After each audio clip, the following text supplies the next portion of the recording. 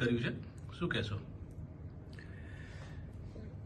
જો કોંગ્રેસની રાજનીતિ ફક્ત એક્સ ઉપર જ જળવાયેલી છે, વાસ્તવિક રીતે જમીન સાથેનું કોંગ્રેસનું જોડાણ છૂટી ગયું છે.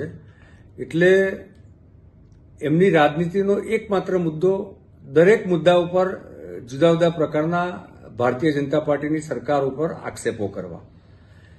એમના ટ્વીટના સંદર્ભમાં મેં બગદાણાના જે ઇસ્યુ છે એ મેં વિગતો મેળવી છે અને ખરેખર તો કોઈ બે વ્યક્તિ વચ્ચેનો આ ઘટના છે.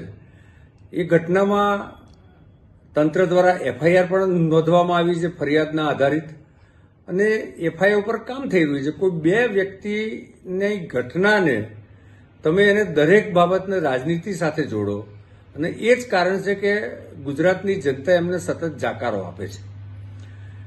ભૂપેન્દ્રભાઈ અને હર્ષભાઈની આ સરકાર, આપ જુઓ છો કે જે કોઈ ગુનેગારો છે એ ગુનેગારોને બક્ષવામાં જરા પણ માનતી નથી, અને કાયદો અને વ્યવસ્થાના સંદર્ભમાં ઝીરો ટોલરન્સ છે.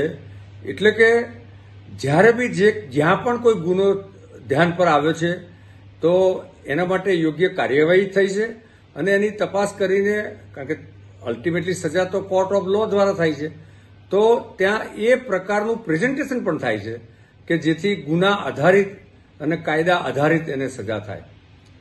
ભાજપાની સરકાર એ કોઈપણ પ્રકારના સેલિબ્રિટીઝ હોય કે કોઈપણ રાજકીય નેતૃત્વ હોય કે કાર્યકર્તા હોય કોઈપણ પક્ષના, એને કોઈપણ સંજોગોમાં છોડતી નથી.